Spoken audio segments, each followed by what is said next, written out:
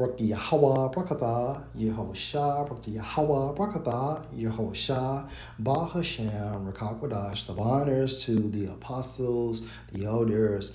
Salutations to you, sincere brothers. Teaching and truth and sincerity. Lesson will be entitled, Dear Believing Husband and the Believing Wife. 1 Corinthians 7 and 12, but to the rest speak I, not the Lord, meaning you cannot find this as a commandment in the law. However, the Spirit was on Apostle Paul, and therefore it's a commandment still. If any brother has a wife that believes not, and she be pleased to dwell with him, let him not put her away. And that's literal, okay? So if you are a prophet or a follower and your wife is saying, I don't believe, however, she still wants to remain married, you don't give her a bill of divorce. Okay, we can't be over righteous. And like Apostle Gabar always say, with the laws, statutes, and the commandments, you must be spiritual and you must utilize common fucking sense. And for bros that have believing wives, do you honestly believe they have the perfect relationship? No, that is a perk in the kingdom based on the new covenant. Trouble in the flesh, meaning what? Marital issues. And a lot of our marital issues derive from what? Failed communication. Okay? Failed communication. So if you have a wife and she's down, okay, and she still supports you, she still loves you, she still respects you, don't get rid of her just because she doesn't believe. Fuck that. Okay? And again, there is no perfect relationship. Okay, they are classified as the weaker vessels, meaning Satan can easily manipulate their mindset to promote them to go off. But if you're looking for a perfect Israelite woman that knows that is going to wait on you hand and foot, you will never get that in this kingdom. That is a perk in the kingdom of heaven only. Think about this.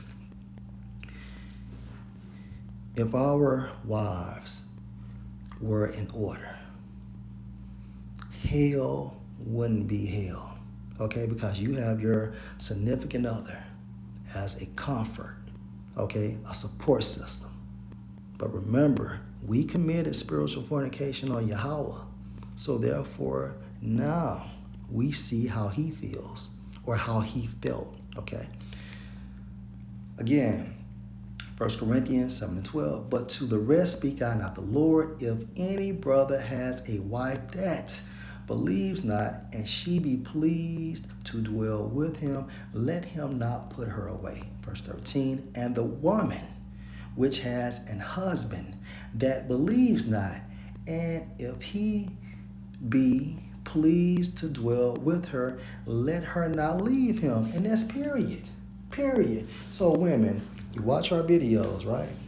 Okay, you support the truth. You make garments for the bros. You pay your tithes and so on and so forth. Okay, just because your husband doesn't believe, you don't request a bill of divorce. Okay, if that man doesn't believe, however, he knows you watch the videos. Okay, he knows that you are an Israelite, and you do things, for the camp, and it's okay with him. Okay, you don't request for a bill of divorce, and that's literal. Okay, period. There is no perfect relationship. And let's just say, for example, you receive a bill of divorce from your husband and you get with the prophet. That union is not going to be perfect, right? Because under the curses, we have what? Failed marriages, trouble in the flesh. Now, that's not for every relationship, But I can guarantee this, that 98, 99%, no, fuck that, 100%, okay, us bros, we have issues with our wives. Some more, some less, some in between. But at the end of the day, this is all spiritual and it's based on the curses. So again, if your unbelieving wife and if your unbelieving husband is willing to remain married with you all, however, they don't believe, you don't give or request a bill of divorce. Okay? And that is another avenue to promote what? Adultery. Now, if that woman is disrespectful, okay, just totally bugging out, trying to hinder your walk in the truth, at the end of the day, you do what you got to do. But if she's just cool and just nags, from time to time, she's a fucking woman. Whatever, man. Whatever. Because at the end of the day, they're fighting a spiritual battle too, and they don't even know, but you know. So that's why we have to remain spiritual at all times, and for women as well. If your husband is cool, okay, you don't request a bill of divorce because he doesn't believe. No, because through you he may be saved. Okay. Now let's continue to read this. 1 Corinthians 7 and 13. And the woman which has an husband that believes not, and if he be pleased to dwell with her, let her not leave him. For the unbelieving husband is sanctified by the wife, right? He's made holy through her belief. He is made holy through her belief. Remember, they're one flesh. And the unbelieving wife is sanctified by the husband. So, for example, a prophet that has an unbelieving wife, she can be saved through him. It's all based on the will of Yahweh, Bahasham, Yahushua. When you utilize a bill of divorce, it has to be for a fucking reason. Not because she's not cooking, or she's nagging, or he's not watching videos with you, or he's talking shit. Okay? Period. You can't be over righteous. For the unbelieving husband is sanctified by the wife, and the unbelieving wife is sanctified by the husband, else were your children unclean. But now are they holy. However, but if the unbelieving depart, let him depart. A brother or a sister is not under bondage in such cases, but the Most High has called us to peace. Verse 16. For what know you, O wife, whether you shall save your husband, or how know you, O man, whether you shall save your wife? But as the Most High has distributed to every man, as the Lord has called everyone, so let him walk, and so ordain I in all churches. So let's read this in the NLT. Each of you should continue to live in whatever situation the Lord has placed you, because at the end of the day, this comes from Yahweh, Bahasham, Yahushua. Whether you have an unbelieving significant other or not, okay? And remain as you were when the Most High first called you. This is my rule for all the churches. So let's go into Timothy, right?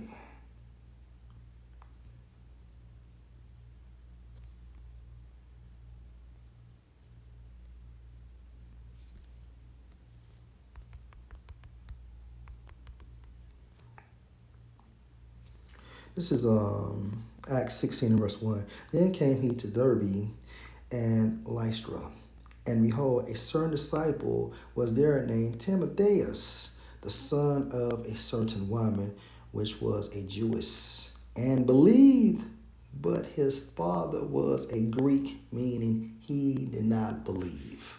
Okay, however, what does the scripture say? And let me get it. What does the scripture state?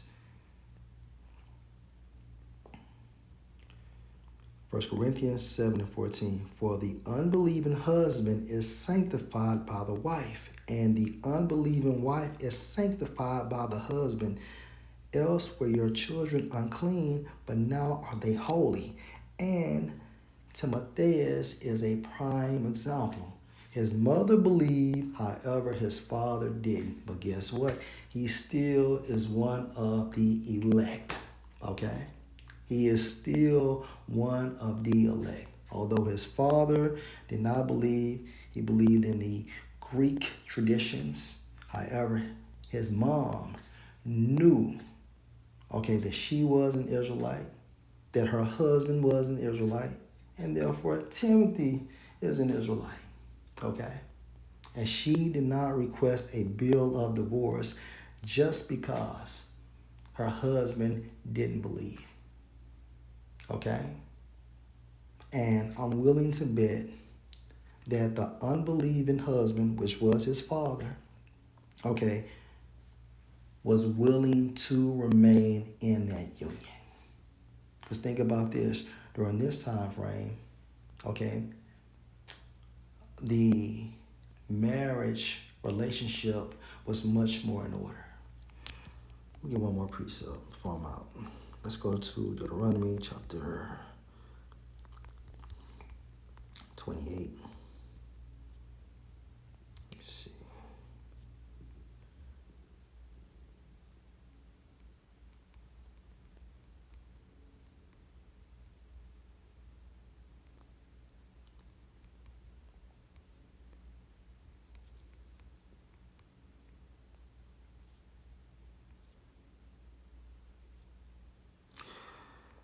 All right, so when you think about the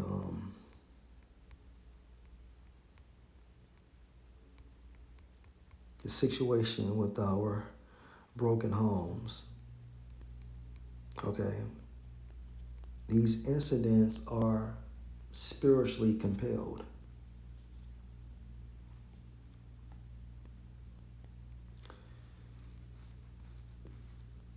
Deuteronomy 28:54, so that the man that is tender among you, meaning brotherly, and very delicate, meaning brotherly, his eye or mindset shall be evil toward his brother and toward the wife of his bosom. Okay, so therefore, trouble in the flesh, marital issues, and toward the remnant of his children which he shall leave.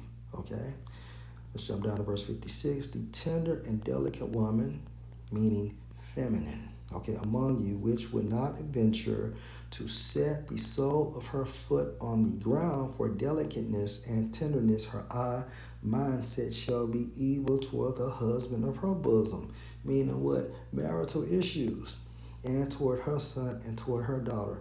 But all of this, okay, is of course now upside down. But once the kingdom of heaven is established on earth, everything will go back right side up, such as 1 Corinthians 11, the 11th chapter. But I would have you know that the head of every man is Mashiach, and the head of the woman is the man, and the head of Mashiach is the Most High. So you're going to have Yahweh, Yahawashah, the Israelite man, the Israelite woman, the Israelite boy, and the Israelite girl. Okay? And regardless of a bill of divorce, Ecclesiasticus 25:26, if she go not as you would have her, cut her off from the flesh and give her a bill of divorce and let her go. Okay, so you're supposed to work with your wives or your wife, okay? And if she is extremely disrespectful or if she's hindering your walk in this truth, then, okay, a bill of divorce can be talked about. But at the end of the day, right, regardless, whoever you meet, whether she's in the truth, out the truth, whether he's in the truth or out of the truth, there still will be trouble in the flesh, marital issues, right? So again, if she go not as you would have her, cut her off from the flesh and give her a bill of divorce and let her go. So, Jake, of course, we're prophets, okay? And prophesying is our primary responsibility. But outside of this truth, okay, you may work for somebody or have your own business. You may have kids and a wife. You still have to fulfill those obligations as well. Okay? Now remember, we have to be temperate in all things. So, of course, prophecy is first, but our roles as fathers, brothers, sisters, and so on and so forth, based on your situation, we have to fulfill those obligations as well. Can't get upset because your woman wants to go out from time to time, or you're never at home, you're not spending enough time with her. Because, come on, man. Think about it. Think about it. So, Lord will, you were edified. Shalom.